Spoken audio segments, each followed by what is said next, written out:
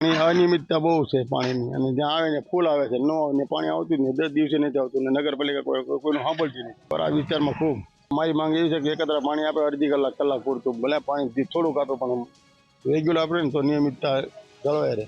અમારા વિસ્તારમાં પાણીની બહુ તકલીફ પડે છે. 8 દિવસે પાણી આવે છે. નાના નાના છોકરા છે એટલે પાણીની વધારે થોડીક સમસ્યા થાય છે.